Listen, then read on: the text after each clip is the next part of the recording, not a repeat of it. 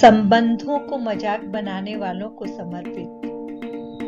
स्नेह दिया और प्रेम किया, स्वतंत्र किया बिन शर्तों के। तुमको बदले ये भाव नहीं, खुद में परिवर्तन स्वीकार किया।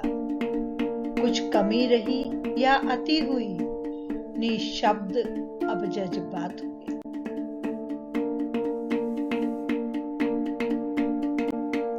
मनुष्य जिन शब्दों का प्रयोग करता है उनका शाब्दिक अर्थ ही नहीं अपितु भावार्थ भी ज्ञात होना चाहिए। ऐसा करने से बोलते और लिखते समय व्यक्ति के शिष्टाचार और मर्यादा रूपी चारित्रिक आभूषण सुरक्षित रह सकते हैं।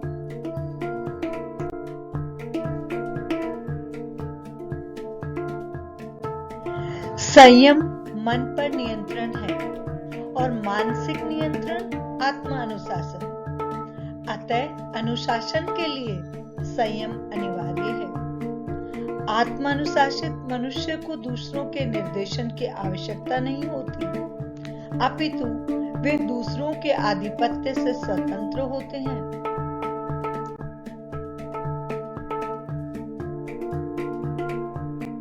स्नेह, सम्मान, सहयोग, संयम, समर्पण, सामंजस्य और समझौता शांति पूर्वक जीवन व्यतीत करने के लिए आवश्यक है।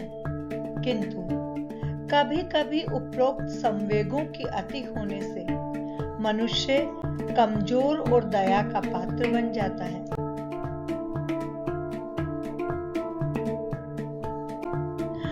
पवित्र आत्मा और शुद्ध आचरण वाले मनुष्य इतिहास की घटनाओं से सीखकर वर्तमान में अपेक्षित संशोधन के साथ स्वयं के भविष्य को प्रगतिशील बनाने का प्रयत्न करते हैं।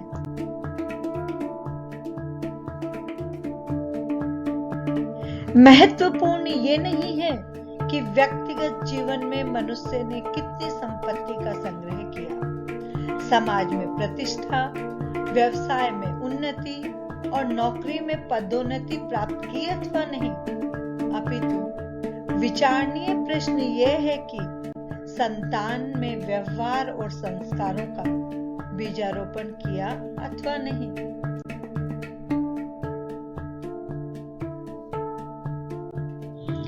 संभवतया प्रत्यक्ष और अप्रत्यक्ष रूप से संतान का व्यवहार, आचरण, चरित्र, स्वभाव और उसके निर्णय माता पिता की परवरिश, उनके आपसी संबंधों और घर के वातावरण से प्रभावित होते हैं।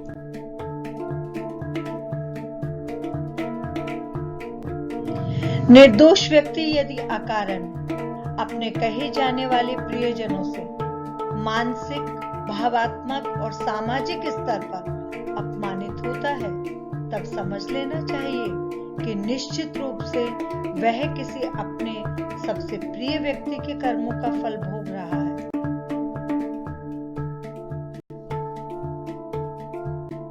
यह समझ लेना मूर्खता है कि व्यक्तिगत, व्यावसायिक और सामाजिक स्तर पर मौन, संयम, सहनशीलता और क्षमा व्यक्ति के चरित्र के कमजोर पक्ष है, अपितु यह श्रेष्ठ व्यक्तित्व के चारित्रिक आभूषण होते हैं।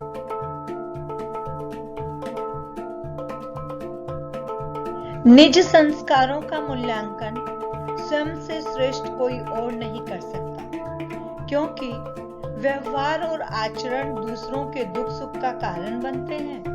इसके विपरीत संस्कार स्वयं की उन्नति और पतन का मार्ग प्रशस्त करते हैं।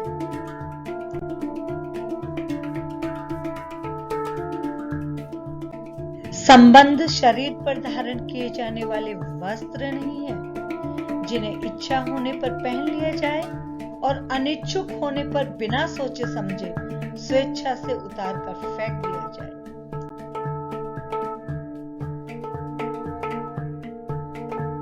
बचपन में माँ पिताजी कहते थे कि भोजन स्वेच्छा अनुसार करना चाहिए और व्यवहार लोकेच्छा अपेक्षित होना चाहिए। कुछ समझ में नहीं आता था, अब समझ में आया है कि उनके कहने का अर्थ था खाना हम रूखा सूखा ताजा बासी जंक पौष्टिक कैसा भी खा सकते हैं, क्योंकि उसका प्रभाव केवल खाने वाले तक सीमित रहता है।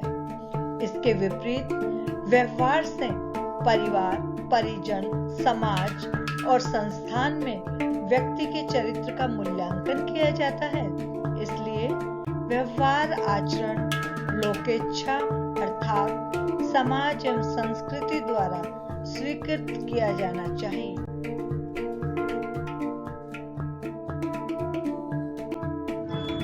उपरोक्त कथन महिला एवं पुरुष दोनों